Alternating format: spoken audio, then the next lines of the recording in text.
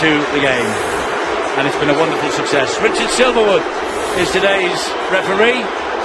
Albert Kelly, can he weave a little bit of magic for the red side of the city? They invariably live for the magic against Hull, winning 5 of the previous 7 against the Black and Whites, though they were beaten here 12 months ago and were soundly beaten 54-0 by St Helens at Murrayfield in 2010. So the Black and Whites will attack from right to left as we watch. Hull Kingston Rovers will defend the end of the ground that is populated almost completely by Hull FC supporters. Well, the previous game, Eddie, we saw the magical display by Danny Brough. Certainly guided the Huddersfield Giants to a famous win. The battle between Leon Price, Mark Sneed, Terry Campese and Albert Kelly should be a highlight of this game. But as we always do in the derby match, it's going to be rough and tough in the opening 10-15 minutes. Dane Tills took the ball forward on the opening exchange, and this is Maurice Blair driving it in towards Leon Price and company. And Tills again is fed by Terry Campese and takes the ball forward for Hull Kingston Rovers. Still though, about 15-20 metres inside their own half, and he's an early 40-20 attempt from Campese, trying to go over the head and to the left of Jamie Shaw. Didn't quite get the sights set, so Shaw runs laterally before he is pulled to ground. Well, I'd be disappointed, Terry Campese, with that. The one thing they do not want to do is to kick directly to Jamie Shaw, who really has got plenty of speed. Solid defence from Rovers. They're not going to lie down. They're not going to go home wondering tonight. Well, James Greenwood's been impressive. Very well in. Ken Seo and Sean Lunt were brilliant performers last week in that victory. They matched their enthusiasm with the skill and the talent that they've got. They played to the full potential and thoroughly deserve that win. They'll have to be good again though to beat this Hull side at present. Danny Houghton, the dummy half. Mark Sneed with a high kick into centre field. Campese is underneath it though, but he lets the ball drop, and it's taken by young Matty Marsh, the 18-year-old fullback.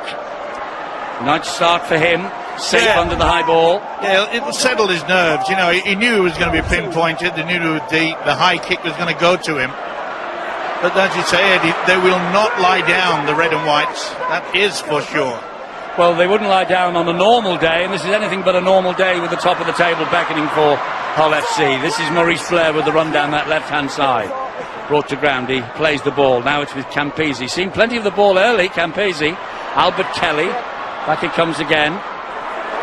Good defence though from Hull in the shape of the number 8 Scott Taylor, who's had a great season so far. Campese again, hoists the kick high. Claimed nicely too. Curtis Norton on that far side. Yeah, it was a great take. It had to be as well, and they're just testing both the fullbacks and the winger. You can see the spinning ball, always difficult. Not too much wind today. First penalty of the match goes Hull's way. Well, George Lawler's man penalised. He is number 24 on his back. He's trying to control that little tackle. He's the man who's been asked by the coaching staff, I think, to start as a hooker, be as active and involved as you can in all the tackles as possible. Really throw yourself around, and then maybe we'll give you a rest and bring Sean Lunt on to see what creativity he's got around the play the ball area. Well, Steve-O's already mentioned the fullback Jamie Shaw, who leads his side. Before tonight, led his side in breaks, tackle busts and meters. A really industrious, hard-working player that gets on the end of things because of his work ethic. The 228th local spat between these two famous old clubs, and Hull have won 114 of them, exactly 50%.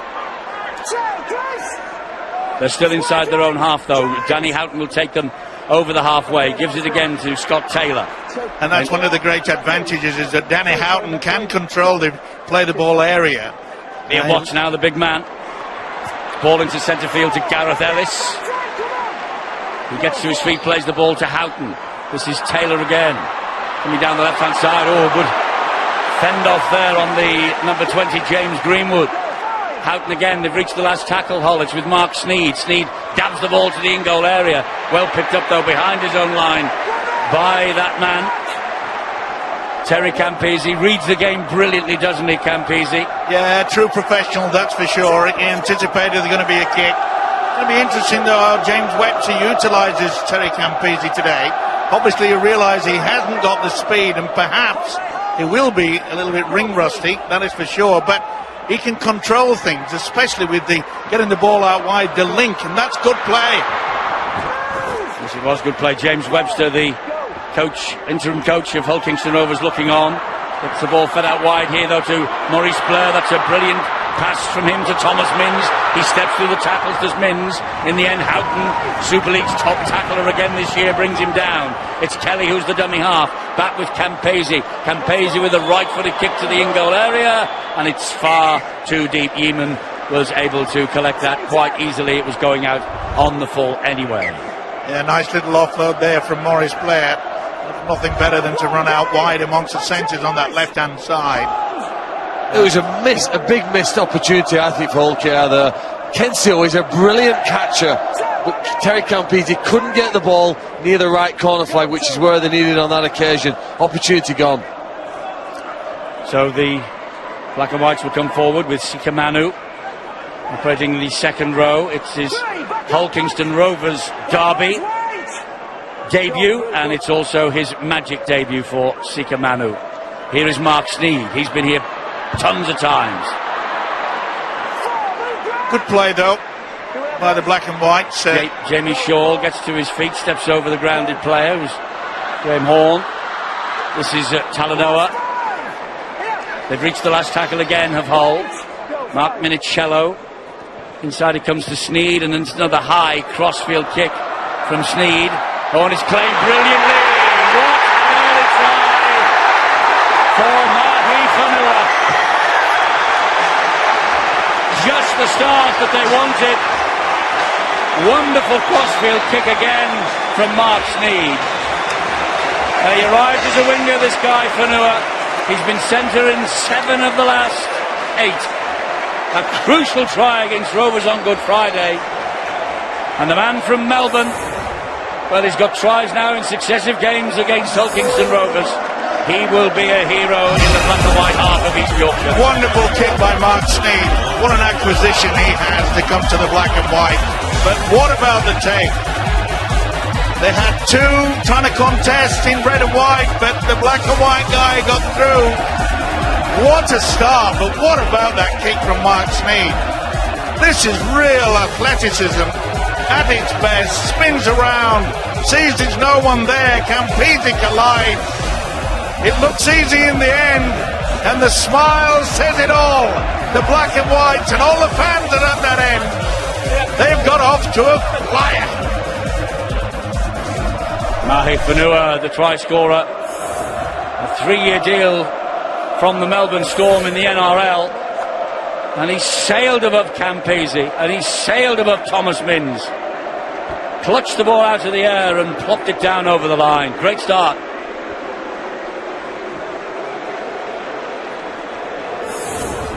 (4-0), less than 7 minutes gone. Mark Sneed then to try and add the extras. He's Super League's leading goal kicker. 57 successful kicks and 3 drop goals this year for Mark Sneed. This should be 58. And 58 it is, with a great roar of Sneed from the black and white army behind the post. Well, this try all starts with Mark Sneed, who's played his 28th consecutive game. He has all the time in the world to put that ball exactly where he needs. I think James Webster, he might remind his players that if you allow Mark Sneed that much time, either when he's kicking or passing the ball, he'll make you look foolish, and it's a wonderful take from Fanua. Well, Hull have won the last 3 meetings with Hull Kingston Rovers. That's a first for the black and whites in the Super League. They make a bit of a porridge of the kick-off. The referee said that came off a head. No, it also came off the post, and then I think it might have hit the crossbar, then hit him on the head. Lucky to get away with that. So that's play on, Stuart. That's right, yeah. Only if it hits the hand or the arm is it a knock on, and it's rebounded onto his head or back, I think. We're buoyed by that early score. And there goes the try scorer, and here now goes Danny Houghton. Gets the ball into centre field to Gareth Ellis. He gets them over the halfway line. Ellis, the age of him, he is 35 years young and he's playing as well as ever this season. Beautiful kick by Danny Houghton. Brilliant. You talk about someone controlling the game, and he just gets better as he gets older. Well, the that experience from him is exceptional. Sorry, Steve. Well, that front row that Hull have got at the minute, Scott Taylor, Danny Houghton, Liam Watts, all in the form of their career. And Liam Watts, Scott Taylor, they set the platform, and Gareth Ellis, he's playing in the middle. He can sometimes play on an edge as a back rower, or he can sometimes be in the middle, throw his weight about. I haven't seen Gareth Ellis look as strong, look as fit and healthy for 5 or 6 years since he was back in the NRL. I played with him at Leeds. He's a lovely athlete, well-balanced athlete, but when he hits, he hurts. Hull Kingston Rovers, you know, as well as the impressive record against Hull in the Magic, and although the Black and Whites have got 114 wins from 228 matches between these two sides at the moment, Hull Kingston Rovers lead in the overall Super League meetings 15-14 over the last 10 years. That's good defence. Yeah, it's called a sliding defence, and it certainly worked on that occasion. That was slide rule efficiency. It's the second time though, Mike, isn't it, in the opening 10 minutes that Hull have looked to go left centre, left wing. They made a break earlier. OK, he's pushed over the side, but I think it's something they'll persist with, attacking Hull down that flank. Although it's the Hull supporters, not the Rovers fans, who are pretty happy with the first 10. Well, a lot of coaches often try to indicate that Leon Price, not the quickest and not the best defender perhaps, he puts himself out on that right-hand defensive role, but they'll put him under pressure anyway. They did this last week, Hull FC. They got on a roll, they played Wigan, they got on a roll, and Wigan were unable to handle them. And it's imperative for the Rovers that they stop and halt this momentum that the Black and Whites have got. They've had 2 fantastic wins, haven't they, in the last 2 games. The men from East Yorkshire in black and white. They were brilliant against Wigan last week. This is Sneed. Oh, that ball goes behind everybody. It's picked up by Jamie Shaw. They've lost the momentum here, though. Shaw trying to get it back for them. Bit of help from Talanoa. He manages to stay in the field of play. Talanoa from dummy half. Albert Kelly was pursuing him, got to him. He was helped out by Greenwood. Houghton to Sneed again. Drops the pass off once more to Gareth Ellis. Keeps those legs pumping, as is his trademark. They've reached the last tackle. This is Danny Houghton again. Here now is Mark Sneed. Sneed another little dink towards the goal line. Picked up out of the air by Ken Seo this time for Hull Kingston Rovers. Pretty strong defence as well. Leading the way, as he always does, is Danny Houghton. I just get the feeling that the Rovers have to realise the danger that Danny Houghton can give to their defence, and they're not working hard enough, as far as I'm concerned, in first and second marker. Albert Kelly can turn a game in the blink of an eye. It might be better kicking early here, get some territory. Yes, they need to get out of their own half, don't they? They've been under the pump really for the last 11 and a half minutes or so. Oh, Maurice Blair, the ball goes to ground. It's somehow picked up, but untidily. 2 knock-ons, says the referee. Was the first by the Black and Whites? It was, and it goes to Hull Kingston Rovers head and feed. Yeah, that's a call from the touchage on the far side. He had a decent view of it. Knocked on by Danny Houghton first. So Rovers scrum. That's almost as good as a deep penalty they've had from their own line in the way this first half's gone so far. Well, they have got something that a lot of other teams don't then. In having Maurice Blair and Terry Campese, it's almost like 2 standoffs, 2 big men who can pass, put their teammates into gaps, both playing together wide on the left. They want to try and use it as best they can, as Hull are a hard team to break down, as we're seeing right now. Greenwood gets them almost halfway. That's got to be a penalty. It is. Well, a silly play there. Minicello, he knew he'd had a second grab. He wanted to get on with the play of the ball, and the official Richard Silverwood is not going to miss this. Quite obvious. Well, 2 knock-ons gave Hull Kingston Rovers possession at the scrum. The penalty on the first tackle gives them deep territory inside Hull's half for the first time in the match. And they'll restart here. And we'll see how they go and how they get on against this this defence. George Lawler scampers in at dummy half. Gets the pass away, and it's Chris Clarkson. Clarkson, on loan from Widnes last year, joined, or rather on loan at Widnes last year, joined in the closed season, having been released by the Leeds Rhinos. That was a nice switch to the blind side, but you could see that it was lacking in support. If you're going to have the switch, you've got to make sure that there's someone coming in that second line. First test here then of Hull's defensive quality as Campese finds Kelly. Kelly then gets the ball away to Graham Horn.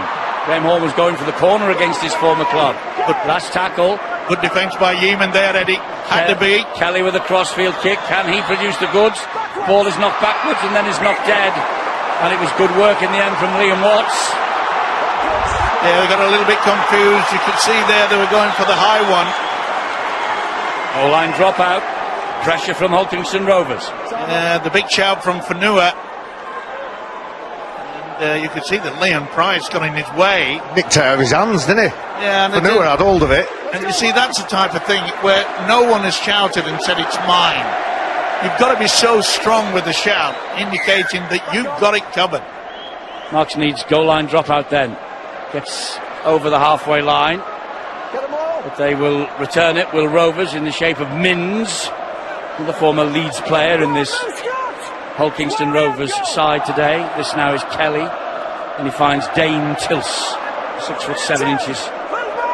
Dane Tilse stands in stocking feet. Lawler was the dummy half. Kelly attacking the line. Gets it away to Campese. That looked forward. Well, it went forward in the end. They just delayed it. Did Campese. And you can see there that it went forward. No doubt about it. And Thornley finishes up with it, but this is where the fort there comes off the fingertips of Maurice Blair. yeah, but it was going forward. There's nothing that Blair could have done. Maybe Blair thought that it was going to be he'd become the dummy runner. Okay, guys. Well, a golden opportunity he just wasted there. Good position by Rovers.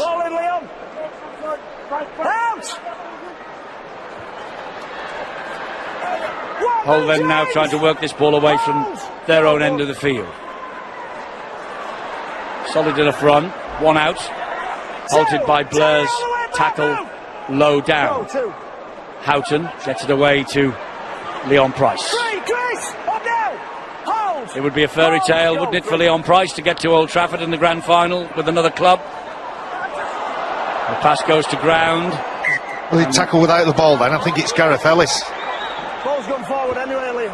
Liam Watts. He gets an offload away. Look at the skill. Makes the ball available.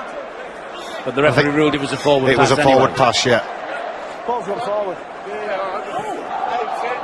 Well, it was a bit too adventurous as far as I'm concerned from the prop forward Watts. Okay, tight in, George. Jeremy, let's go. Fifth year at Hull after having 5 years at Hull Kingston Rovers, Leon Watts. Campese again gets the ball away to Thornley. Thornley will get to his feet. Lawler. Clarkson, forward pass off the ground from Lawler. Oh, the basics, they're just letting themselves down, both sides. Well, that's two from Hull KR now. Simple passes. There's forced errors and unforced errors. And forward passes and miscommunication, they're unforced. They're the ones that coaches can't handle and are most critical of. Okay, lads.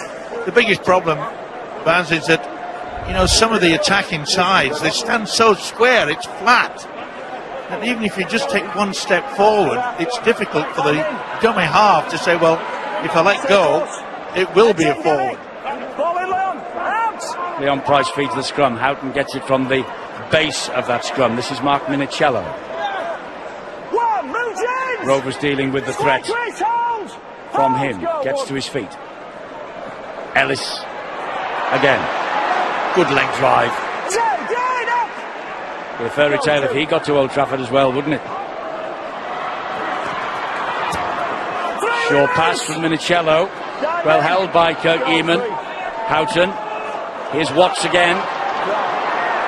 Pretty solid. Close in. Pretty solid defence from the Rovers.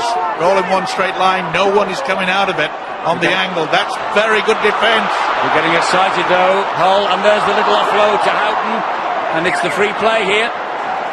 Well, I'm not so sure that offload by Scott Taylor was on. Another forward pass called by Richard Silverwood against Hull Kingston Rovers. On the free play, so they do get the ball back, but yes, he was called again. There's the knock on from Houghton.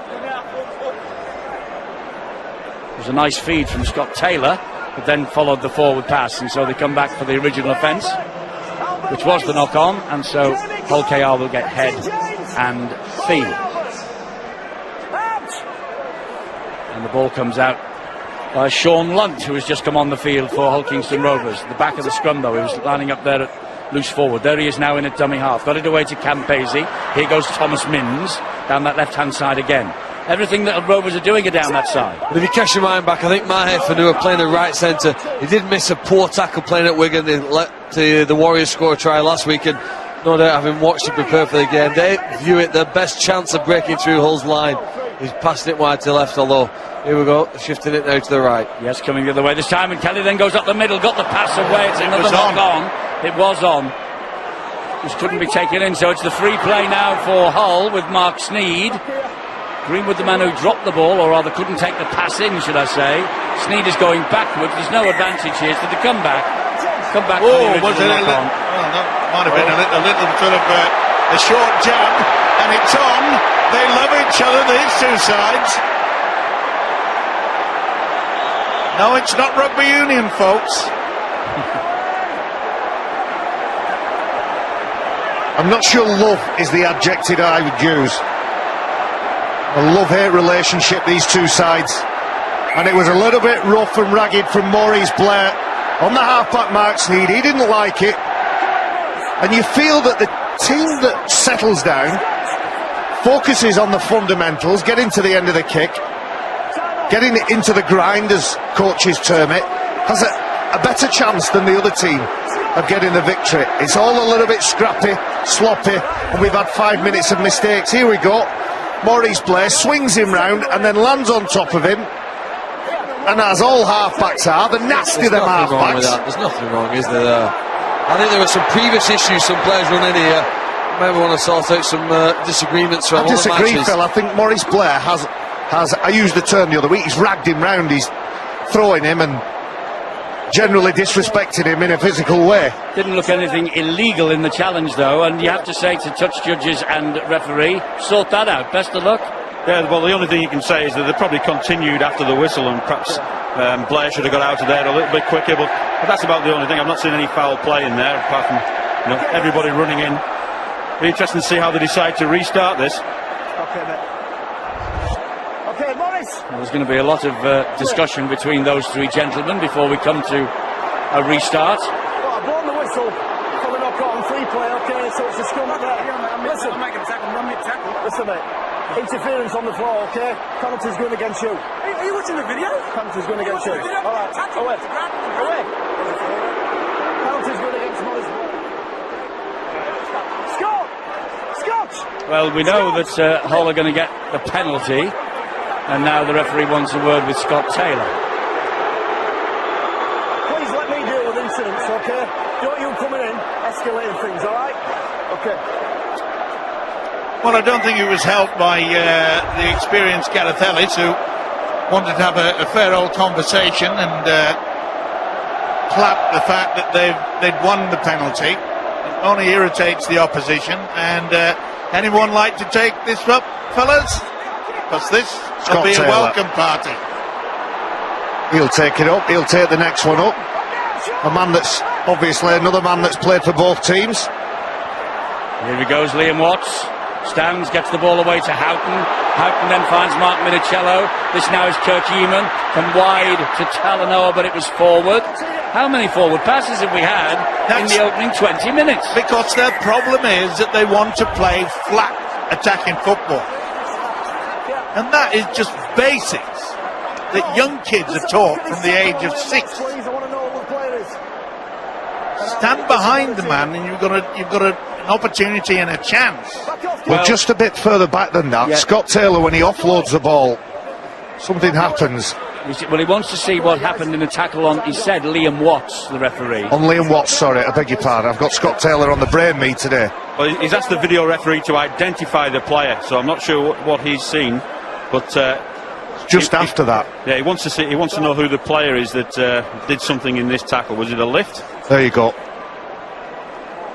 There you Oh go. dear, That's it. yes it was. And that's a good spot by Richard Silverwood. Oh, he's gone to his pocket here. He's gone to his pocket, Richard Silverwood. Sean Lunt's in the bin. And the right decision, isn't it?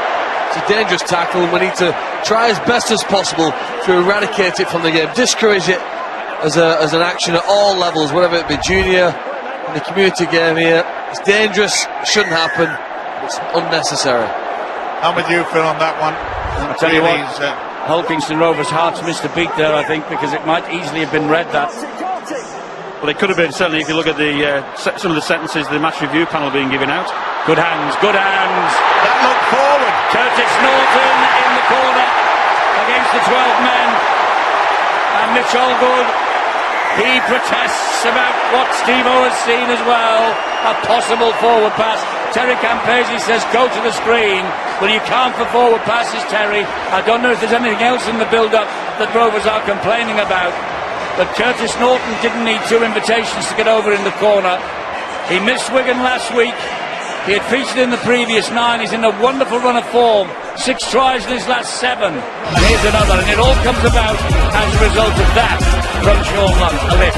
Yeah, Sean Lunt gets 10 minutes in the sin bin and they take full advantage. And Cello gets it started, and then you'll see how they do the dummy runner. Alice came through, then another. That's 3 dummy runners. Ooh, that looked dodgy.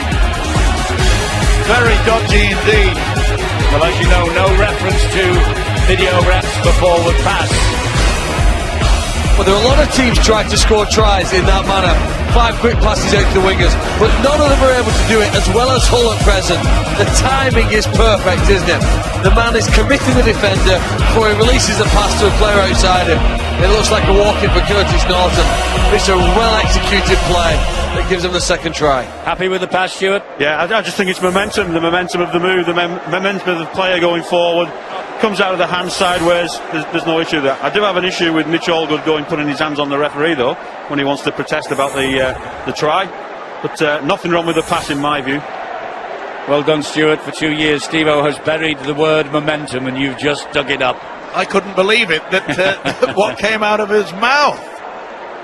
So Mark Sneed, anyway, look, the fact of the matter is at the moment that Hull have a 10-point advantage. This for 12. Sneed from the touchline far side. Misses. Stays at 10. 10-0 at the moment. Hull are on the way to the top of the First Utility Super League. Well, as you can see, the try and the celebration. This is what there it is. Stuart's talking about. It wasn't much, but he got hold. He tried to attract his attention, Stuart, you think, more than anything else? Well, I think he's certainly got his attention in that way. In the NRL, that'd be about a 3-match ban. Yeah, you're right. Really? Yeah, absolutely. Well, Eddie, I was watching the huddle as that conversion was being taken. I'm sorry. Will they be on the naughty step? That is the end of it, okay? Or shall I have somebody else in the bin? No, mate. That is how it is. Well, he's speaking quite sternly to the 2 culprits. First of all, Mitch Allgood, and then Terry Campese, who went to lead the protest. But Allgood, by the looks of things, illegally. And that's part of the problem. I was watching the Hull KR players while that conversion was being taken. They can't now keep shouting and getting louder and more worked up, more aggressive, more agitated. They've got to turn the furnace down, get back to the structure of the game that they've set out with, get back to the game plan, try and implement what they was set out and how they've practiced, and hopefully get themselves back in this game. Greenwood working hard at marker. That's James Greenwood for Hull Kingston Rovers. Well, I said earlier, you've got to try to stop this fella, because once he's get momentum, quick play the ball, they get over the advantage line, and your defence is in all sorts of trouble. That's twice we've heard the word now in the last 2 minutes. This is Price spreading the ball wide. That's off the fingertips of Sikamanov. That's a knock on. Well, that's a massive chance here now for Hull KR. They've wanted possession inside their opponent's half. They've not had it. They've been conceding penalties. They've been defending. They're going to get a chance to attack, which is something they have been good at in the past.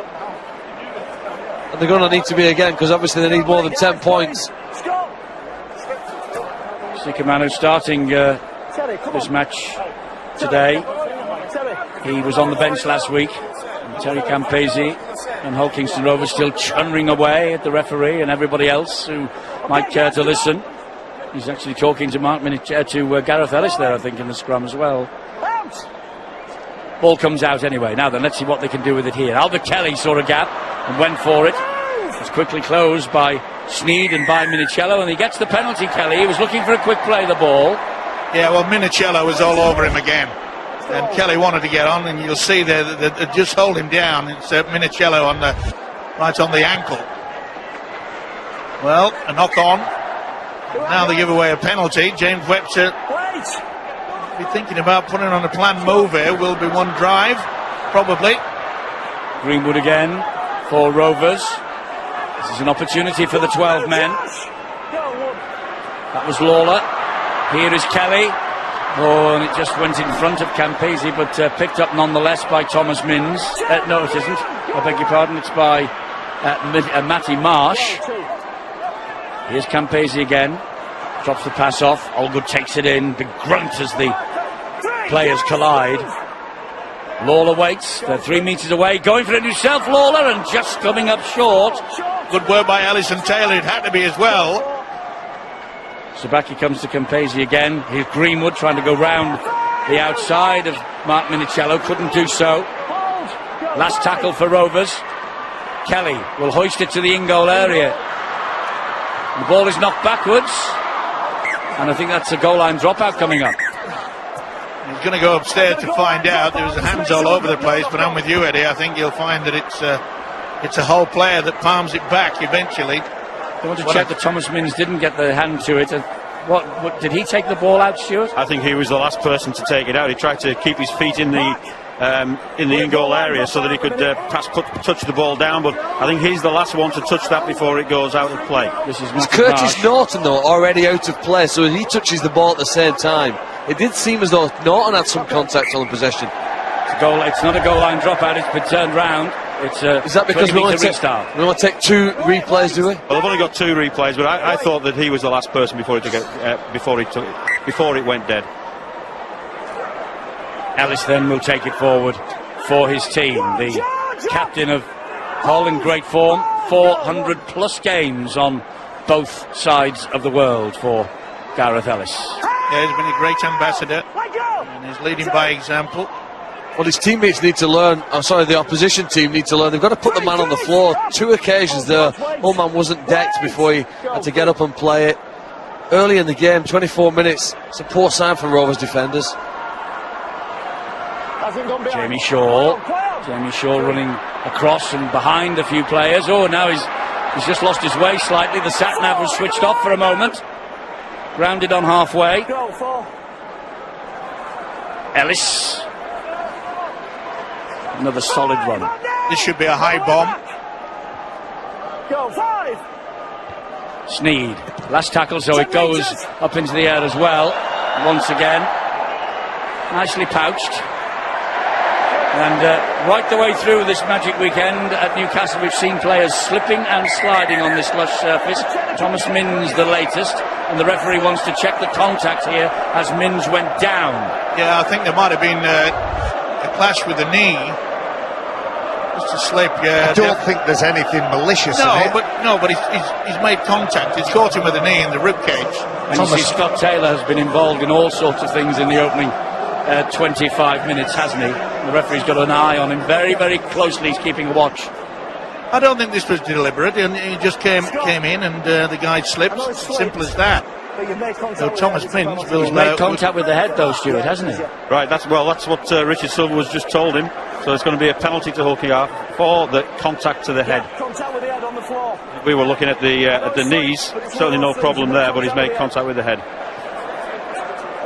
Let's hope he's all right. That's the most important thing, Thomas Minns. This is one of the dilemmas that the sport faces. When we look at replays, very often we find penalties, and it's something I think that needs to be debated worldwide, really, at the end of the season here.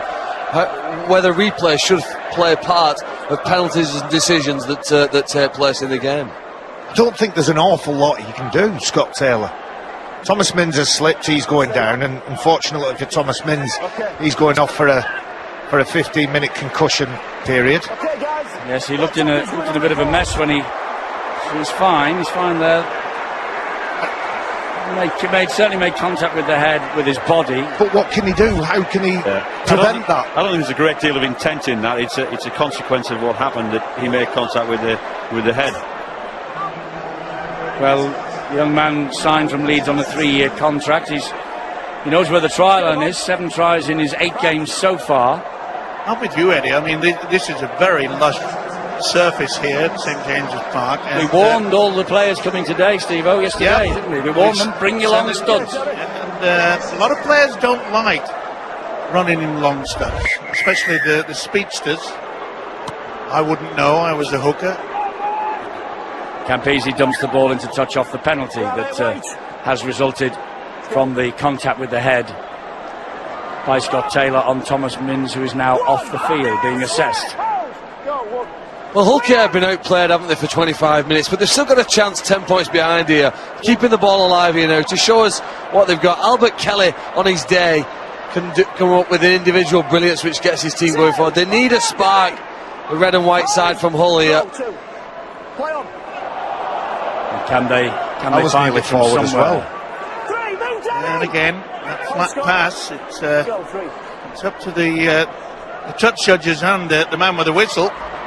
That's good defence, though. They've kept a good eye on Kelly, haven't they? Hasn't been made a clean break yet. Oh, Matty Marsh has dropped the ball and it's been swooped on by Mahi Fanua. Mahi Fanua's making great ground and over halfway. And he did well, Eddie, because he didn't want to lose possession, and then now have got the penalty. And this is becoming a problem for Richard Silverwood. He won't be far off a warning. And things are about to get a whole lot worse for the Rovers. Frank the Tank, he's about to introduce himself to Newcastle. Frank Pritchard, the number 23 for the Black and Whites, coming back from suspension. There he is, the big fella. Yes, what can he bring to the party? Suspended last week, you're right, Barry, after an incident in the international for Samoa against Tonga. Placed on report, and the Rugby League deemed it was worth a 1-match ban, so he missed last week, and here he is. And it won't be long before he has his hands on the ball, I bet. That was Leon Price. He gets the ball away, though. That's a good ball to Kurt Yeaman. It was by Mark Sneed. This now is Danny Houghton. Houghton then gets the ball away to Sika Manu, and they know the danger that he possesses as well. James Green round him first up. Houghton. Washbrook for Hull, trying to get away from 2 would-be tacklers. Houghton again. Here he is, Big Frank, short ball, not the best. No, I think Kelly, he found him. Yeah, it was going forward as well. He held on to it far too long. Been some really elementary errors, hasn't there? There's been a lot of niggle in the match already. There's been elementary errors, forward passes, misplaced passes, ball on the ground. Frank Pritchard, he's devastating when he's got the ball in his hand, but he's got lovely deft, soft skills as well. He can offload a ball, he can give a short pass, tip-on plays they call it, to a forward running in the next hole, or he can do an 8 or 10 metre spin pass. Good drive, good attempt that was from Ken Seo. Lawler dummy half, Campese. Ball is ferried out down that left-hand side again. Pritchard was quickly in the tackle. Well, the black James and white, Green. Sorry, the Black and Whites have done very well in defensive now. Make sure they don't give away a silly penalty late in the tackle count. Kelly, the kick Gone inside early. the 40. Just doesn't make it, about 5-6 metres short, really. Not a bad option, though. They knew they were having trouble to get down into the Black and White territory. Don't want to be too hard on a returning player. Terry Campese playing very far away from the line. He's either tipping it on, and we've seen him operate at dummy half at 9, trying to service the players that are running on and gain momentum. Sean Lunt, he will come on now and fulfil that role. Nobody can blame Terry Campese, but he's scooping the ball onto the next player along in the line, not necessarily disrupting the defence of the Black and Whites. No, he was out for 3 months at the back end of last year with a knee ligament injury was Terry Campese. Cruciate knee ligament injury as well. That's easy for me to say. An ACL injury. That's why I just called it a knee ligament injury. An ACL injury. You know, that last incident there, for the casual rugby fan watching, the scrum had broken up and the referee said the ball was out of the scrum, even though technically it was still in it. Again, another rule where I think for the common sports fan we need to tidy that up and make it simpler to understand. Well, there you see Human. He's copped one because he slipped. Deep kick. Great went kick. out on the full. Oh, it Went hit out the on line, full. did it? Must have. Yes, it did. But that was a crafty move, wasn't it?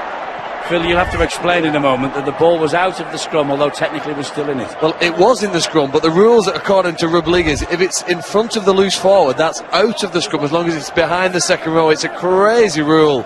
I'm embarrassed to even explain it on television that I'm part of a sport that has a rule like that. It sounds as though it was made up in a pub one night, but those are the rules we play at present.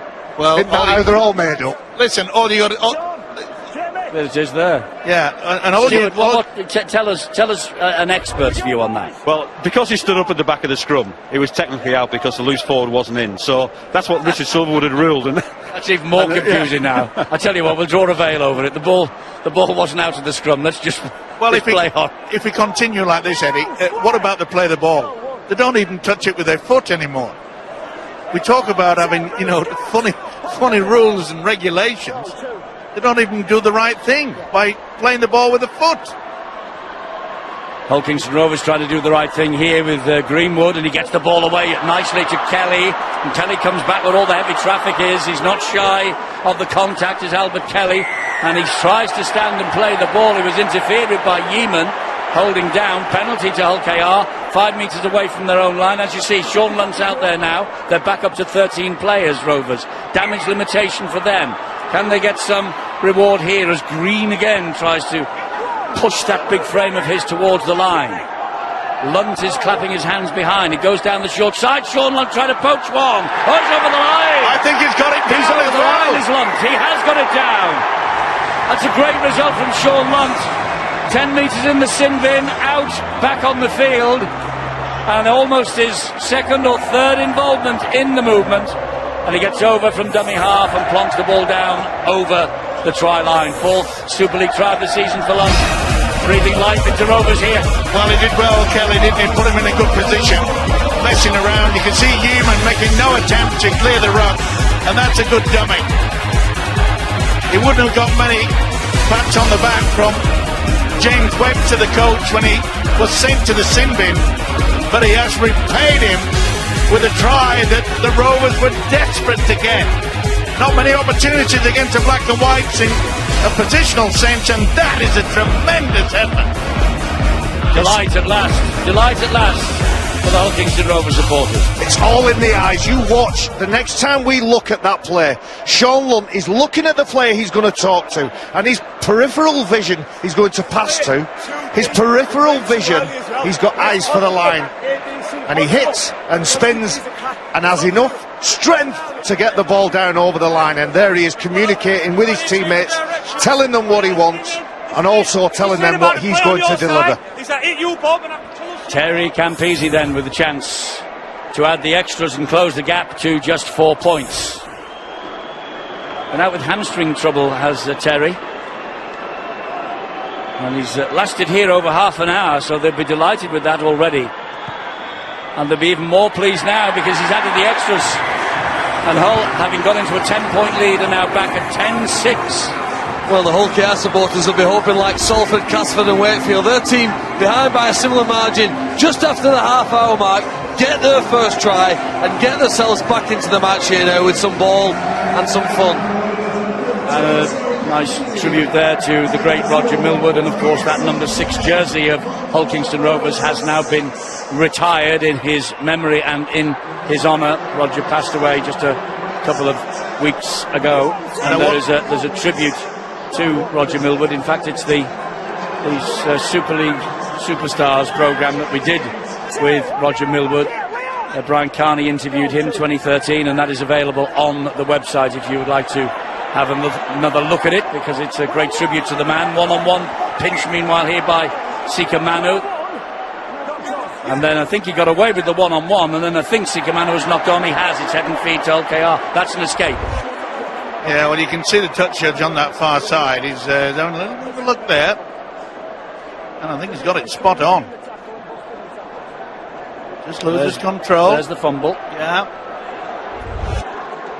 Yeah, getting back to Roger Millward, it's a wonderful tribute, isn't it, to have your number on the shirt, what was to be remembered, and what a great player he was. I know that James Webster, the Rovers coach, would love to be able to unearth a youngster with the same ability as Roger. Won't be easy. 36, 36 years ago this month, Roger Millward captained Hull KR to a famous Wembley win over Hull. Well, that try by Lunt certainly has lifted their spirits. You can see there's a lot more energy now. Graham Horn is cut down by a great tackle low down by Kirk Eamon. Here is Kelly. Now it's Greenwood. Greenwood's seen plenty of it too, the big man, and he's doing well. He gets the ball away beautifully to Sean Lunt. Lunt, though, again, it's that man Eamon who got to him first. Fourth tackle is called by the referee. Kelly. Walker. Away, big Adam Walker. Need to get close to him. He does find an offload. So does this fellow Kelly. He's dabbed the ball through, and that bounced off Mark Sneed, went backwards. Well, the idea was good. Execution, not as good. But look at the defence, they're getting out of the line. Ooh, that looked like a bit of a shoulder charge to mine. There's a kick through by Kelly. Well, Rovers have certainly been buoyed by the fact they got over the line, courtesy of Sean Lunt. And 4 minutes from half-time, they are only 4 points adrift. And here is Fanua. Plays the ball quickly. Good work too. Curtis Norton down the right-hand side. Nowhere to go, though. Maurice Blair and Terry Campese sorted that. Ball is spun back into the arms of Sneed, and he will hump the ball down the middle of the field. Boy, he's got a big kick on him, hasn't he? Well, they needed to. They threw it back 20 metres to ask him to kick it forward 60, but they've ended up with a decent result. 3 minutes from half-time. Here come LKR again, and Catalan Dragons disappointed not to be top of the tail themselves. Laurent Fresneau, their coach, and all their supporters are still here. He is keeping an eye on next week's opposition. Catalan will entertain Hull Kingston Rovers next Saturday, Sky Sports 1 on the red button next Saturday, while Summer Bash is going on in Blackpool with the championship. Maurice Blair, meanwhile, bringing it down. Thing is, I don't think the plane leaves until later on tonight. That's why they're here as much as everything. But it's good to see a coach seeing the opposition live. Is that a knock-on? The ball's come free. Well, he lost control of it, but it went backwards. Got away with that. Got away with that on the last tackle as well. Nice kick from Campese, looking for Seo. Finds Seo. Oh, it was a chance there. Graham Horn puts the ball down, but it'll be brought back for the knock-on.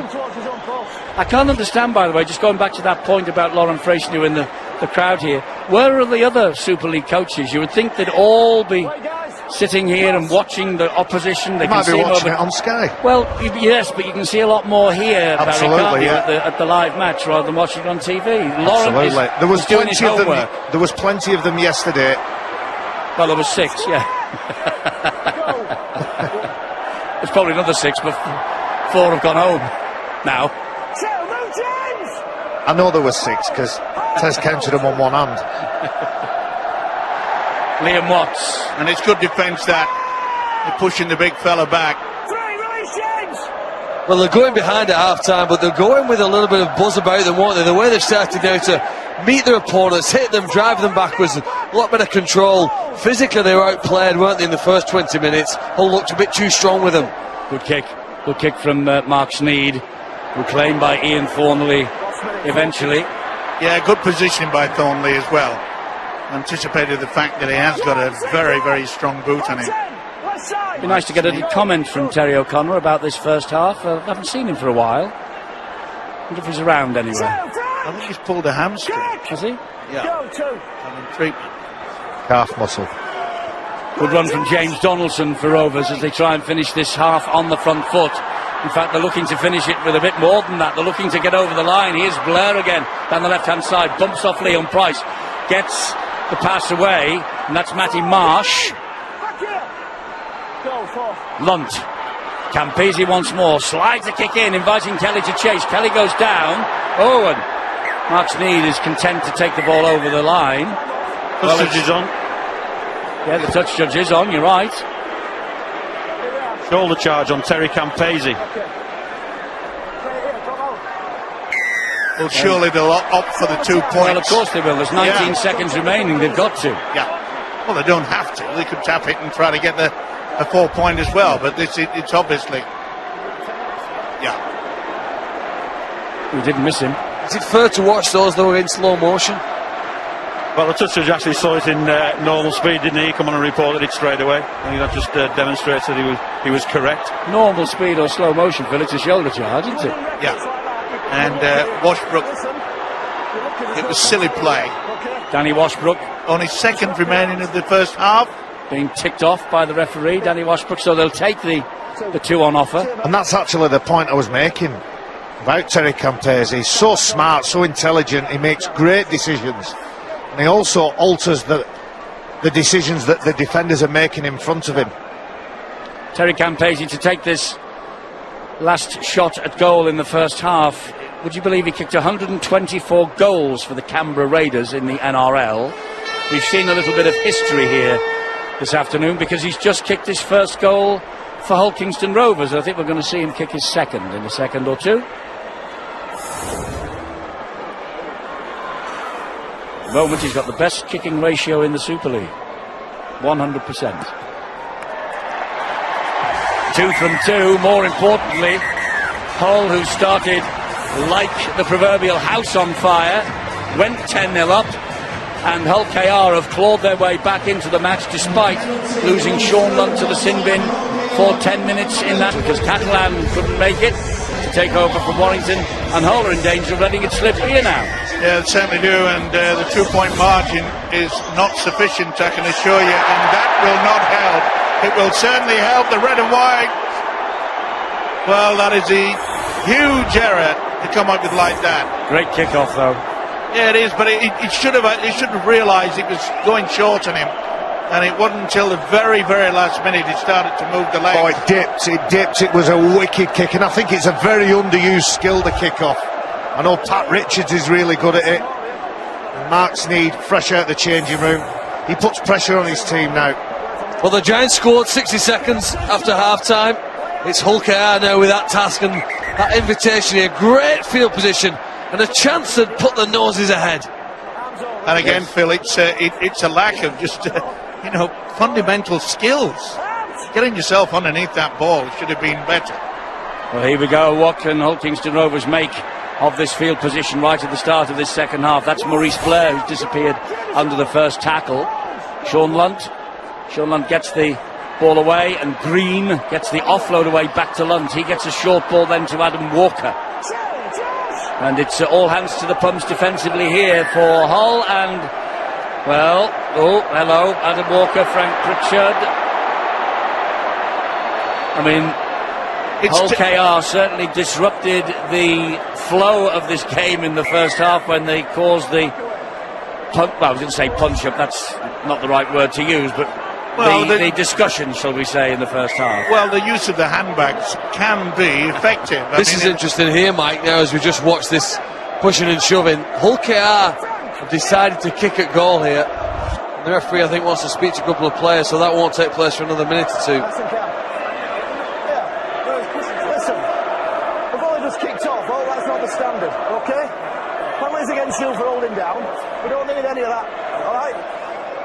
We've only just kicked off, and it's all kicked off. I know, well, as you say, I mean, Hull were leading 10-0, and it looked as though they were looking comfortable, controlling the game. Then all of a sudden we had handbags at 7 paces, and all of a sudden the complexion changed around, didn't it? A try from Lunt. Turned it around, then of course Campese the goal, and surely Campese will add this one. It looks easy. Over to you, Eddie. Well, it looks easy. Pat Richards, his kick from in front about 40 metres out looked easy as well, but it's a skill on its own. This.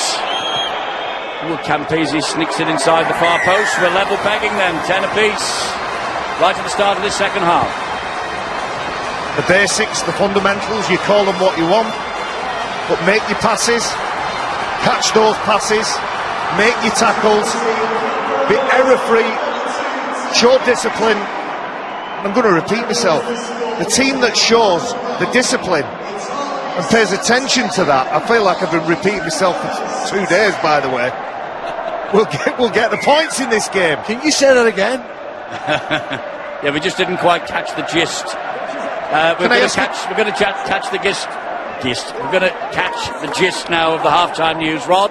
Thanks, Eddie. Yeah, what we've seen in the first couple of minutes here really has resonated what the coaches are talking about at half-time, because Lee Radford was saying that the first half, as far as he concerned, was far too much stop-start, stuttering half, and they hadn't been able to get into a flow or into a rhythm, and that's what he wanted to see his team do. Well, it hasn't happened, has it? Because we've seen a couple of penalties and a bit of pushing and shoving, and the team have conceded 2 points. Hull KR, well, James Webster was saying that he realises that Hull are a big physical side. The key was to dominate them physically and really keep them in check, and that's what they're trying to do here. He's pretty confident they can top it out and get a result, and Thomas Minns, he will not be back. He hasn't passed the concussion check, so they are a man light in terms of substitutes in the backs. That restricts the options then for James Webster, with interchanges off the bench, 10 apiece. And we've got a tense finish on the way to the 2016 Magic Weekend. Sean Lunt barking out the instructions at dummy half for Hull KR. There's Campese again. Gets the ball away to Greenwood. Good hit. Good hit by Big Frank Pritchard. Now it's Adam Walker. And they surround him once again. And down he goes, under pressure from 3. Good work by Liam Price, made sure that Walker couldn't offload. Campese, centre field. Albert Kelly. Kelly then gets it wide. Here's Matty Marsh. Beautiful Matty play. Marsh, lovely. Was that round the neck from Yeaman? No, the referee says last tackle. Back it comes to Kelly. Crossfield kick. They're lining up here, the white jerseys. That's flicked into the air. Who's come up with it? The black and whites have. That's who, in the shape of Fanua. Yeah, beautiful work. What it had to be as well by the full-back. Certainly showed a lot of pace there. And then when they got the ball away, it's Mane Fanua that has saved the day on that occasion. Well, he hasn't, because Richard Silverwood's ruled that he was knocked on from that challenge by Hull, and Hull KR have head and feet at the scrum. Wow. They're certainly disputing that. I don't know where they got the knock on from. It's just before that. It's just before that, the initial challenge. Did that call come from the touch judge because he was surrounded by 5 or 6 Hull players? Yeah, he got the call from the touch judge there. He's ruled that it's come last off Norton. Gone forward and Tanu's got the ball. Well, here's another opportunity then. And the referee wants the scrum packed properly. We've also had a few problems with packing the scrum down, haven't we? We had 2 against the head. What's the world coming to if we're having to pack the scrum down again, and all they do is normally just lean against each other, discuss where they might go out for a drink late at night. Well, there's no leaning there as Greenwood picks himself up off the floor, plays the ball. It's Campese. Campese then gets it wide. Here is Blair for Hull KR, and he's lost the ball. It's a steal. It's a steal. Well, the black and white fans down at that end, they don't like it, but I think you'll see that it's Fanua yet again that has dragged that ball away. Yep, interference. Well, we wondered, Eddie, whether there was going to be a big problem with Teddy Campese, but on the bounce, okay, we need to tidy things up, or she's going to be on a warning, okay? What's the point in giving somebody a warning that they may get a warning? Go line. I don't know. well, the thing is, he has to inform the captain that if he does it again, he's on a warning. Well, we don't, because we have a signal now to stop that happening. You know, the whole idea of it is to keep the momentum of the game going and not have to pull a captain over. So he's trying to just get the game tidied up a bit. And boy, does it need it. James Green stands, plays the ball to Lunt. Lunt finds Campese. He then gives it to Kelly. Kelly, short ball, brilliant. brilliant pass to Graham Horn. Graham Horn over for the try that puts Hull Kingston Rovers ahead for the first time. Look what it means to them. Graham Horn with the try, and not far away from us in the Hull benches, his brother Richard Horn, just along the road from where James Webster is. Richard Horn is on the coaching staff at the Black and Whites, the brother, and he's taking the stats. And there's a tick in the box for his brother, but it's maybe a cross in the box for the Black and Whites defence. Yeah, simple offload, straight on, coming at that pace. There's the penalty, no doubt about it. Manua dragged it out. I was about to make the point that the combination of Campese and Albert Kelly is certainly combining very well indeed. In fact, I was about to say that Terry Campese, he looks as though he's playing in a dinner suit with a bow tie and the job locked, because they're getting nowhere near to tackling the big fella. But what about the offload there by Albert Kelly for this guy to put the red and whites in front and listen to their fans as they go back into that far corner. Jamie Peacock, the director of rugby at Hull Kingston Rovers, and Terry Campese here can increase the lead, which she does, and Hull KR from 10-0 down and now 16-10 ahead. And Graham Horn, 15th season in Super League, 7 with Hull. He has just dented the Black and White's top of the table ambition. Mate, you've seen many tries like this where a team just gets the numbers and angles all right and the one gets them all wrong. They've got players running into gaps and then hoping that the ball finds him at the right time. It did perfectly then, and oh, what a turnaround on the swing in this game now, perhaps back in favour of the Hull FC side. They've scored 16 unanswered points in, I think, just about a 15-minute time period, perhaps just over that. And all of a sudden now Hull have decided it's their turn to get aggressive in the defence and make sure they get themselves back into this real contest. Well, James Green, was that stolen by Curtis Norton? Was there a hand in there to get rid of that ball? Well, I think there was a hand in, but I think he was actually trying to get rid of the ball because he knew where he was heading to. No love lost between these two sides. Gareth Ellis off the field at the moment, has been for a wee while. So here we go with Pritchard. Houghton waits, gets the ball away to Watts. Watts then to Sneed. Ball goes to ground untidily. Picked up. Nice play by Jamie Shaw. Did Jamie Shaw get a fingertip to that? No, he didn't. And Campese to the rescue. Oh, it was a wonderful play by the fullback, wasn't it? Did he get a fingertip to it? Oh, he may have stroked it, but is that controlled downward pressure? I don't think it is. Well, Richard Silverwood's in a very good position there. He said he never touched it, and I don't think he has. It's pretty close though, and Campese comes to the rescue. Did he have fingertips on it at any given time? Oh, it's hard to tell from that. So. It's hard to tell though. Well, he's now seen it a few times and asked for the video ref here to make a decision. I think the video refs are get on with it. Yeah, decision's made. Campese's dropout finds Leon Price. Well, but on the charge now, these two sides, they really are. Josh Bowden is on the field. And Sean Lunt has taken a bang in that great charge by Bowden. Oh, it was full-blooded and all, wasn't it? Sean Lunt, as he does. I think Terry O'Connor made the point in one of the previous games, when players are a little bit short in stature, they tackle below the ball, they try and get the shoulder into the guts, into the ribs of some of those bigger opponents. I think the key to this victory for the Rovers is in Terry Campese, his craft in the open play, and the decisions that Sean Lunt is going to make at 9. Well, he made a decision there to tackle the big man as he came forward. Bowden, he came off second best, and he's struggling a little bit, Sean Lunt. Well, he had the head in the wrong position. He tried to get it on the side there, but he got the squash. It's intense, isn't it? Yeaman down the left-hand side.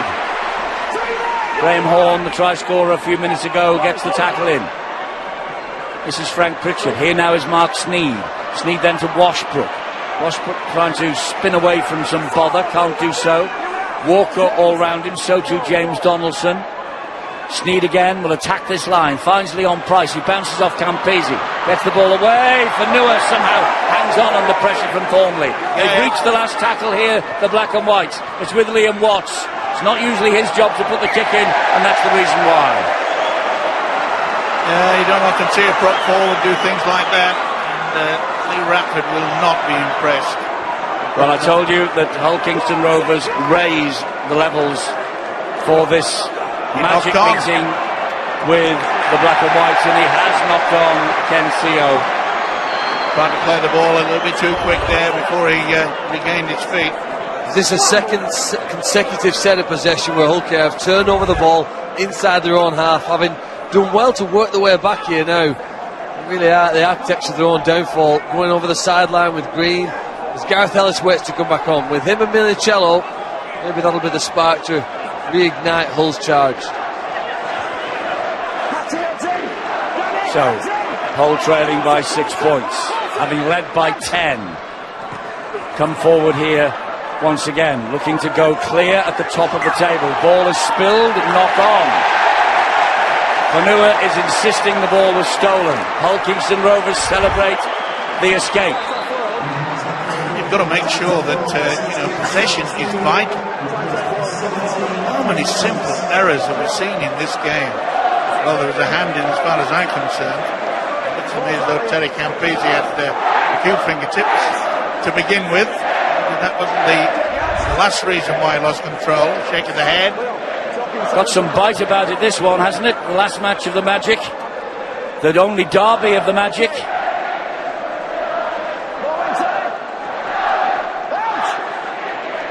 And Rovers in possession here once again with James Greenwood, who's had a good game, a very good game. And it just needs somebody to take control, grab the game by the scruff of the neck and say, let's go 100% in this set, let's get to our kick, let's get into the arm wrestle. Stop trying to offload the ball, stop taking risks because they're not coming off. Tills does that, he hangs on, goes down on tackle number 3. Campese, Clarkson. Give you some indication as to how he's running the show, Terry Campese. I don't think he's played the ball more than twice throughout the entire game. He's standing very deep. Adam Walker goes down. This is the last one here for Hull KR. It's with Albert Kelly looking wide for the kick. It goes high into the corner. Well claimed by Talanoa, who is tackled immediately by Graham Horn. And then gets the penalty because he was anxious to get to his feet and play the ball quickly. Well, they just had a little bit of a second go at this one. They've done all the good defence and then pulled him down again. No way in the world he was going to get away with that one with the likes of Richard Silverwood. He's had a pretty tough job out there tonight.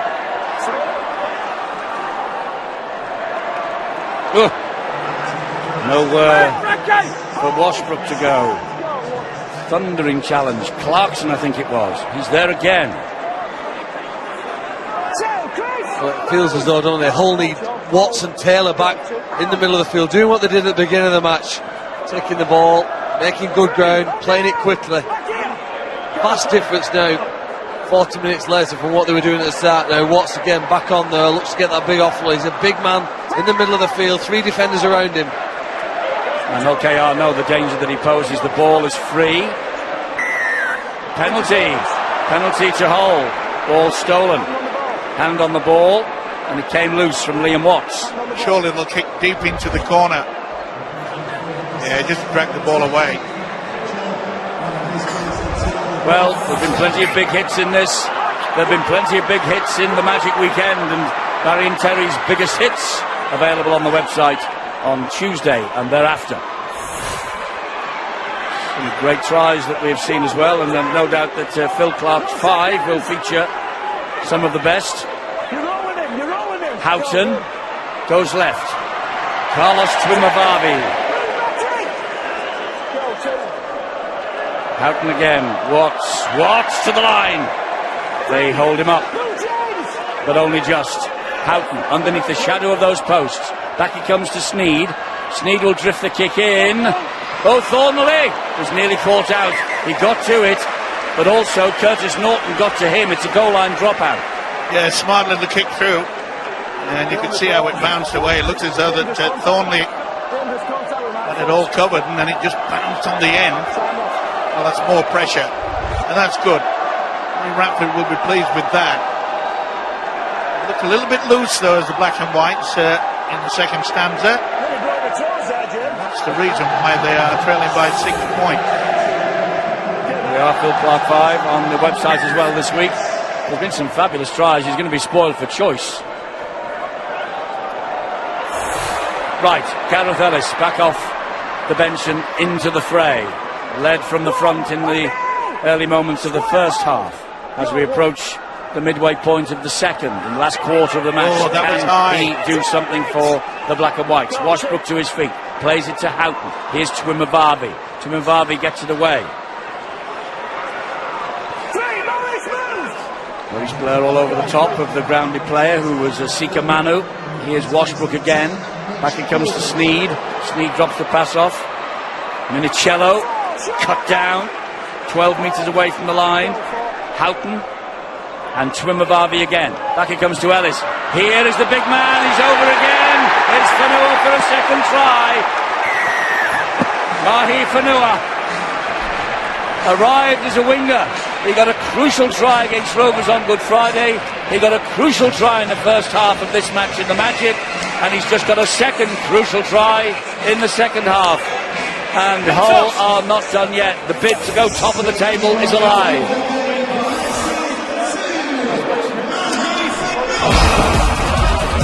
There's a little kick through there by Mark Sneed, and you can see there that Thornley, he did well to just diffuse it.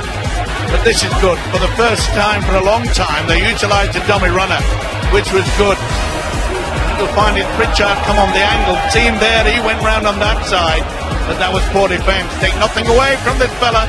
You know, that's the second try. Sorry, Mike, that's the most important action in that play, was the movement of the first man who caught the ball. Carlos Twimavavi, people tell me you know quite a bit about Hull, it's possibly the most exciting and skillful player they've got. When he caught the ball, he straightened up, he went to the try line rather than the corner flag, and it had an effect on the defenders, which I'm sure John Wells will look at the end of this game, helping to create the space for Gareth Ellis. It was done at a very, very high quality by straightening up, created the space, and he's hopefully here with Mark Smee's tie. Kick, hopefully tied this up. And this was 16 apiece, and of course a draw would be sufficient to take the black and whites to the top of the table tonight. But I think there are more points in this other than the two that are on offer here to Mark Sneed.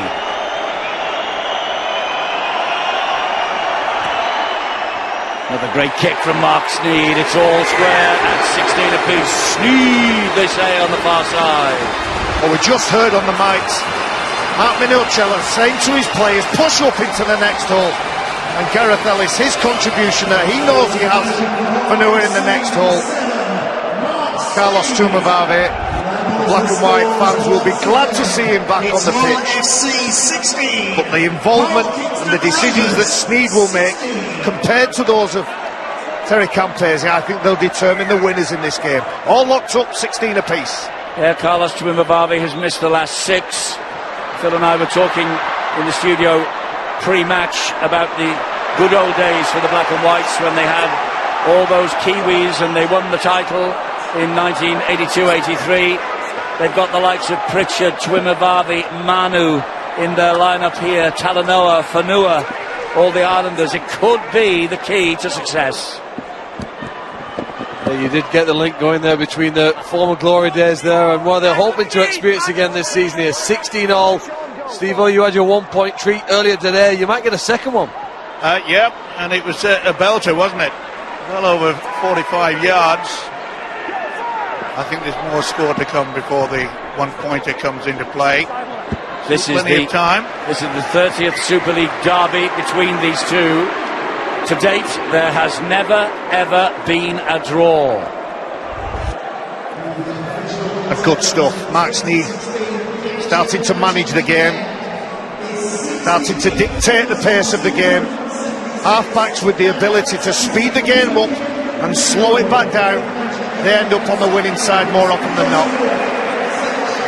OKR get head and feet at this scrum, which is 10 metres away from their line.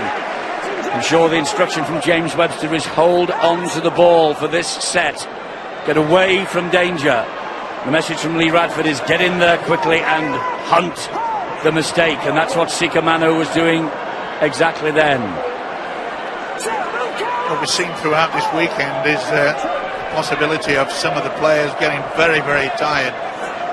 Of course, it's not as warm as what it was earlier this afternoon. But they've got through, both sides got through a lot of defence. Albert Kelly was almost away. That was a timely challenge by Mark Minicello.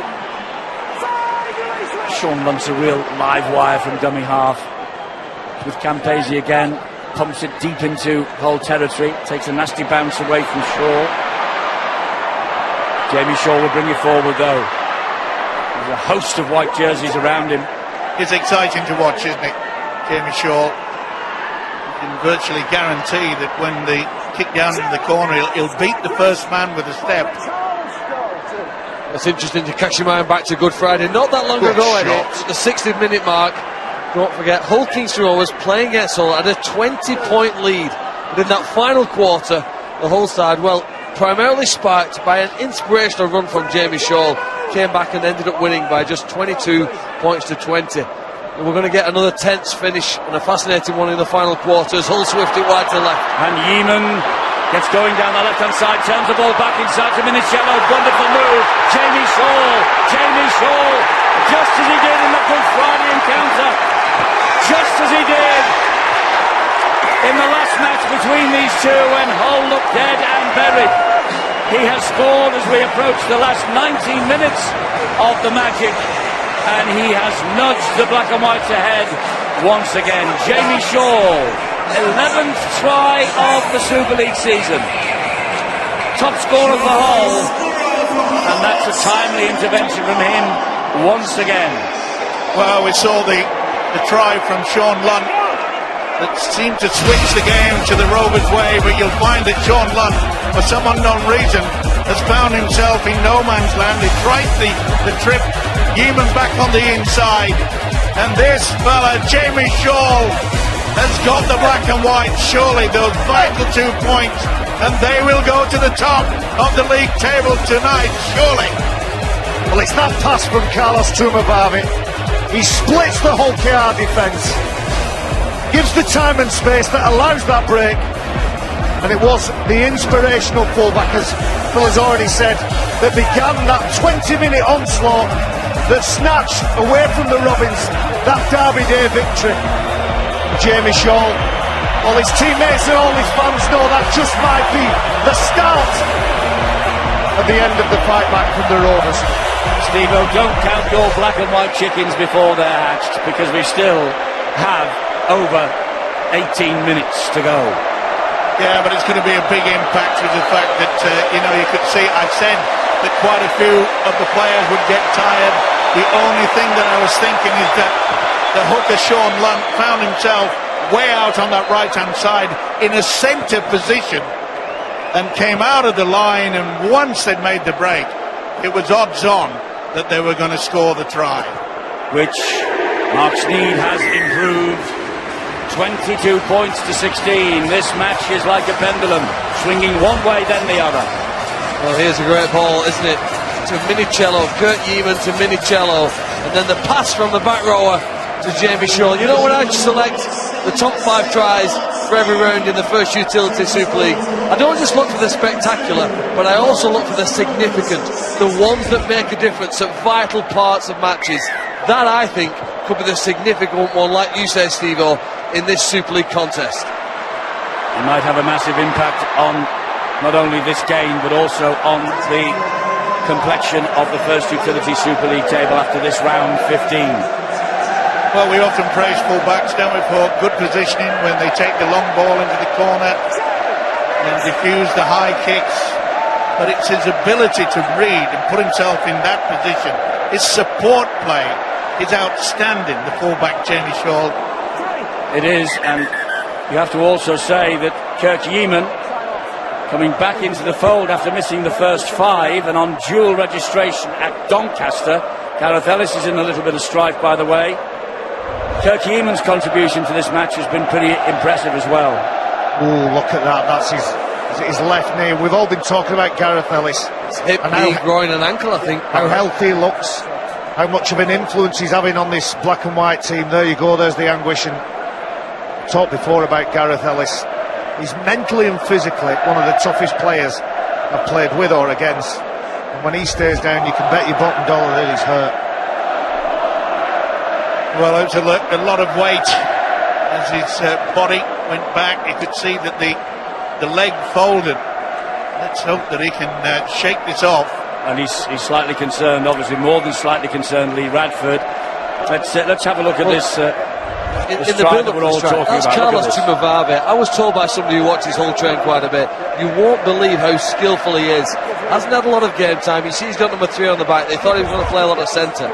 But the more often he touches the ball in the next 8 games of Super League and the Super 8s, I think the more important and the more impressed we're all going to be in the commentary box. He's a player who can do special things. Tackle 3, Sean. Well, Gareth Ellis is back on his feet, which is a blessing. Now, is he going to carry on? Yes, he is. He's going to play the ball. Still feeling it, though, on the left knee. Remember when he made his debut a couple of years ago at Leeds for Hull when he came back from Australia? He was injured in the warm-up. That's right. He had to be replaced. And he missed a long, long time of that particular season. This is Washbrook, who's also been a fantastic servant to this club over the years. Houghton to this man, Chumavave. Short ball to Manu.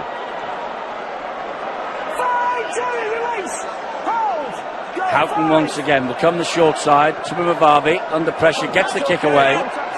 Bounced its way into the arms of Matty Marsh. And have a guess who's the first there. Danny Houghton.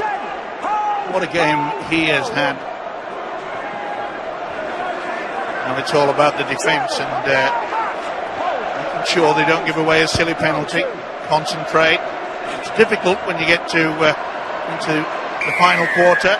Well, that's what they wanted, wasn't it? A one-on-one challenge between Mark Sneyd trying to stop big James Greenwood.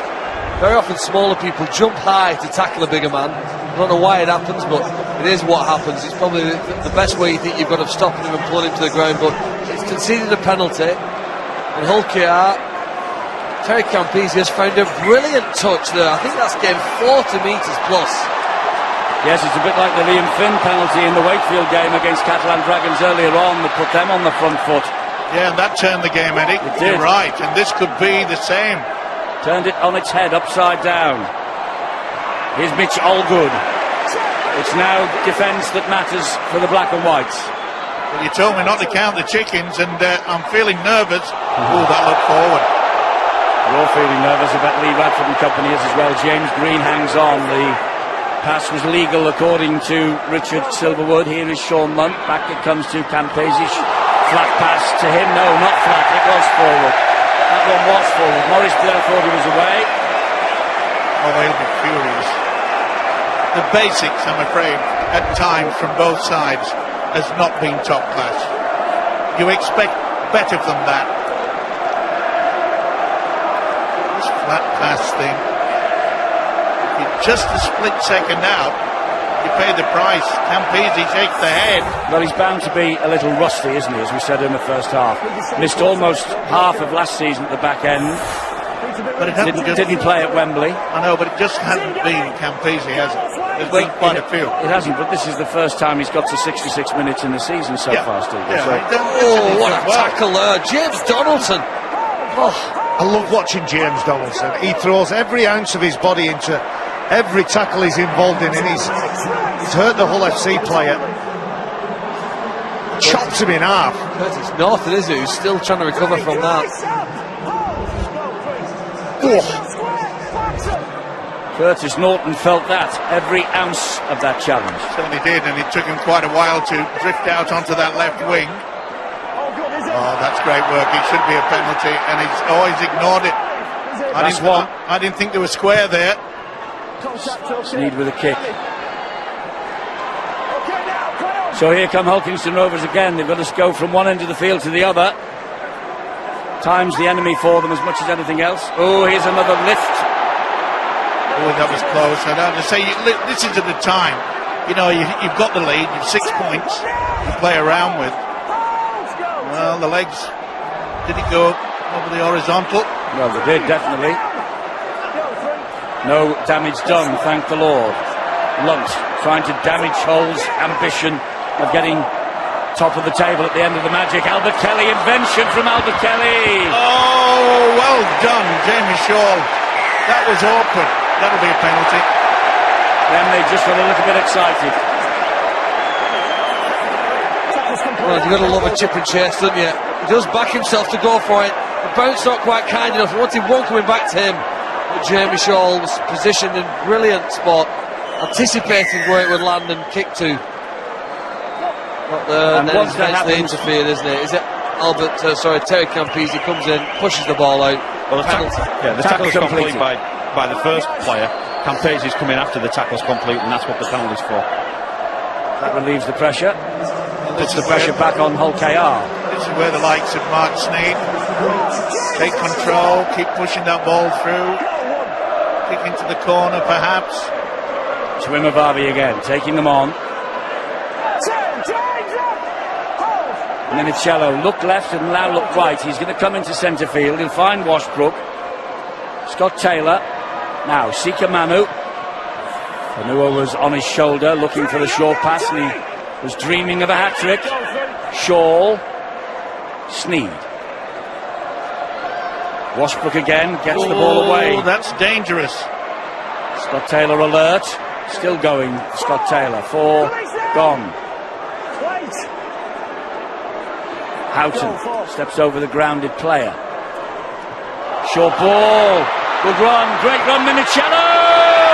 Mark Minicello just might have taken hold to the top of the table tonight.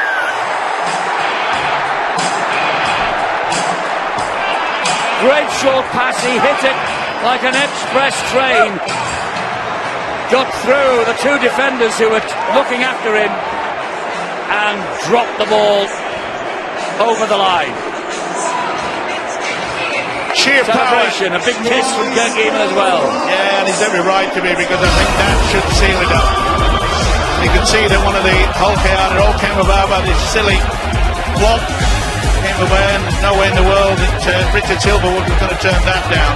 Put him into a good position. Came on the angle, nice push with the legs, and he got it over. I think they're all black and white. This is superb running. Super stuff. Magic, you might call it. Well, it's the double pump from Tuimavavi. That man, he's enjoyed his afternoon and he's enjoying the contributions of Tuimavavi. It's the double pump to the Italian international that gives him half a yard, and that's all he needs. Very powerful player and drags 2 defenders over the line with him. Well, the Hull supporters at the opposite end to where that try was scored look as though they want to go and fill the Stretford end at Old Trafford in a few months' time. They do really look like they're here, and they're here to mean business this year. 2014, they dropped down, they finished 11th in the Super League, but 2 years later they bounced back, and tonight they may go home and sleep in their beds with a team sitting at the top of this competition. And when you think they just about made it into the Super 8s last year, didn't they? They just about got in by the skin of their teeth, and they didn't make a really big impression on it. I think they're in the mood to make an impression in 2016. Sneyd adds 2 more. It's a long way back for Hull KR now. It's a 12-point ball game. Yeah, good work. You say he took the dummy and just pulled the defence. I'm afraid nobody went for the legs to start with. He pushed them off. He's a talent, this guy, don't worry. He's been around a while. He's very experienced. And boy, the black and white fans, they are enjoying this. Not so the other end, the red and white. 10 minutes remaining. It was a great fight back though from Rovers, wasn't it? The start of the second half, they went from 10-8 down to 16-10 ahead. But we've seen 3 tries in the last 12 minutes from Fanua, Shaw and Minicello that has turned the game Hull's way and looks like now will put the Black and White Army on top of the First Utility Super League table. Yeeman once again, He's had playing a big so game. well. Yeah, he's had a big game, and so is the man that's into dummy half. You talk about someone controlling things out there. Snead's done his bit, but this has been a side that's had to dig deep. Oh, good hit by Thornley. Originally, Maurice Blair coming over the top. And the tackle was not completed on Curtis Norton. No, there's nothing wrong with that. See, he rolls off him. Nothing wrong at all. Wow. Well, he's obviously amongst friends. He's right in the middle of the whole supporters. He's got to be part of the family, Well, sure. well, he's got to be part of the family, but it's all good fun. It's all on good terms, and that's great to see. By the way, the brilliant try we've seen from Jamie Shaw in the second half was the 50th try of the Magic weekend, and the last one from Minicello was try number 51. 51 tries in 12 matches, in 6 matches by 12 teams over the last 2 days. Fabulous. Certainly is. It's good value, isn't it, for the fans, and they certainly have enjoyed themselves. Maybe Rovers are not done yet. Well, they've got to be pretty quick about it. And isn't it amazing? You know, it was just one little bounce of the ball. You go back to the fact that they're only 6 points behind Albert Kelly. Little chip over the top. It could have been also different. Good job that Jamie Shaw got there in the end. Good tackle, Scott Taylor. Worked hard from the inside, the front rower. He forced that mistake. Gareth Ellis, he's involved as well. The senior players, All FC, they've stood up. And it hasn't been pretty at times, but they'll take the win. They'll take that lofty position of being in first.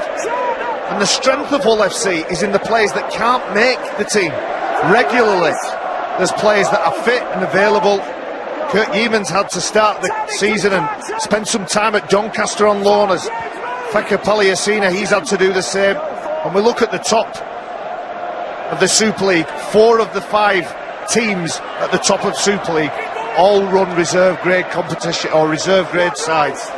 And that tells everything you need to know about our sport. That tells its own story, Barry. You're Correct. absolutely right. It really does. You're spot on. Ken CO for Rovers. They're not going to throw the towel in just yet. I feel they have to score in the next minute or so. Clarkson trying to get round the outside of Fanua. Thornley finds Blair. Here's Campese. He drops the ball off again to Donaldson.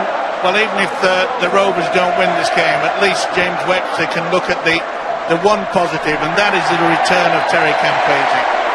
Okay, I mentioned that he's played the game virtually in a dinner suit, but he really has influenced, and Albert Kelly's tried his damnedest. Well, if you want to do the competitive league, I think there's evidence on this week that shows it. Here's the side, Hull KR on the right, not in the top 8, but clearly pushing the team that are going to finish at the top tonight of the table as far as they possibly go. You're right, Mike. At 22-16, it was a very close contest, and the chip and chase didn't quite come off. Gareth Ellis, well, looked as though he might be having to come off the field on a stretcher less than 5 minutes ago, but he's right in the thick of the battle now, as is Danny Houghton. Yeah, it's so dependable, isn't it? And he'll take his time, Will Houghton. Comes back to Mark Sneed. Drop goal attempt from Mark Sneed. It's well wide. Well, that would have been a nice bonus. Well, He knows it. it would really have secured the win Yeah. as we enter the last 5 minutes of the match. Do you 13 think- points. Do you think his motivation is securing the win or giving you a drop goal? I'm asking you that, Steve-O. Well, I'm hoping that he's thinking about the game out in the field and not worrying about a commentator. I'm sure that's true of everybody. I know the answer to that question. Too true. Keep your mouth Clarkson. shut. Clarkson over the top finds Ian Thornley. He's trapped on this near side of the field. He's surrounded. The ball is out. That's great defence from Hull. They're working hard as a unit. They are really working hard. And they are celebrating that try like it was the winning try in the that winning tackle, like it was the winning try in the grand final. Yeah, well, he's gone over for 2 tries, but only for Noah has got through a lot of work in defence, and that will please Lee Radford. Just amazing, isn't it, Baz, that Lee Radford, early in the piece, people were saying, well, he'll be the first to be sacked, etc., etc., etc., and now he's a hero. Very confident in their own skin, the black and whites. They know They who are they very are. confident in their own skin, Barry. You're Terry absolutely- O'Connor, that one. He's absolutely right. Wig on and a beard. They're comfortable in their own skin. They know who they are. They play down the middle, and they've got some very competent players in that back line, and I completely agree with the Kiwi connection. And it's those Kiwis and the integration of the whole players, the British players, and Mark Minicello, the Italian international as well, that's really a successful formula, and it's got them to the top of the Super League tonight. 4 minutes from full time, when the celebration really will begin in earnest, because it will confirm that Hull FC are top of the table. Here is Curtis Norton. One final try would absolutely seal it for them. Fanua to Twimavavi, a dab through by the left foot. There's a chase on here by Jamie Shaw. It's a goal line dropout he's forced. It was Matty Marsh coming back quickly. And that is wonderful to see. They're It all is looking at great. the big screens. They're all having the time of their lives. Hull FC are top of the First Utility Super League table at the end of Magic 2016. Some coaches don't even look at the table, so they say they're not interested where they sit. I bet Brian McDermott would sooner be where Hull are now than where they are at the moment. Don't you believe it? Lee Radford knows exactly that he is top of the pile. And they played some very, very entertaining rugby league. It's been a wonderful, wonderful 2 days. I've enjoyed it. You can feel that the atmosphere has been very, very good. And as we saw, the poor fellow in the mixed of black and white with the red and white, and everyone was cheering. Good to see. Scott Taylor takes the ball over halfway again. He's been immense. They've played really well. It has been a good contest because Hull KR have not turned the towel in. Oh, how about that for skill from Fanua? Is that to a great? Curtis Norton to Sika Manu. He's had a great game as a centre. Not only scored 2 tries, but his defence has been outstanding. 20 tackles from the centre. Doesn't mess around. Josh Bowden takes it forward again. They've reached the last tackle here. Sneed goes for the 1-pointer again, this time off the post. And Kelly has picked it up on the half That's volley. a knock on though by Kelly. And they're saying Kelly is saying that he was facing his own post at the time. But then it's when he got it the second time, I think it's gone into Mark Sneed, and that's where the knock-on will be. Well, it nearly put a smile on my face. And I think you'll find that Kelly has just got fingertips to that. Trying to get it on the half volley. Richard Silverwood, he was quite convinced. One That happy man. Yeah, and he's every right to be. He's learning the coaching trade very, very quickly. Well, he's had to, hasn't he? Yeah, and he's been under a lot of pressure. Thrown in at the deep end. He's had to learn the trade quickly. And He's been backed by some very, very good signings. Here's one of them.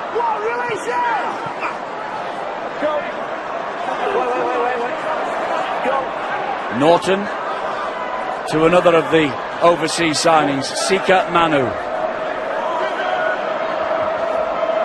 Down he goes eventually in the last minute of this match, in the last minute of the Magic 2016. Bowden big is hit. massive.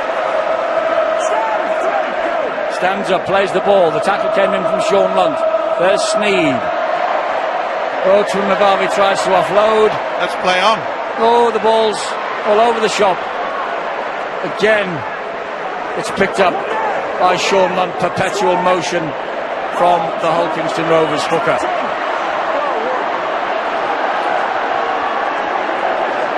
Dane tilts. Will Hull KR end with the ball in hand? Looks like it, because we've only got 10 seconds remaining of the Magic. 10 seconds remaining of this. The Black and White Army counting down to the top of the table. Hull KR have a penalty. That won't matter. The final silence sounds. Hull KR will have to take the penalty and finish the game. But Hull are top of the pile tonight. They have taken the penalty. They haven't found touch. They've only found Talanoa, who will run the ball back to his own supporters, run it out of play, and will begin the celebrations that could go on all night, because it's a fourth successive Super League victory over the Rovers for the first time. Now 15 wins apiece from 30 games in the Super League. But of more importance to those people who wear the black and white, they are top of the First Utility Super League table tonight. It means so much. And it was 2 a points hard clear of fought. the field, Steve-O. Yeah, it was a hard-fought win as well. And they dug deep. Full credit to the Red and Whites, the Rovers. They threw everything at them. They took the lead through Horn at 16-10.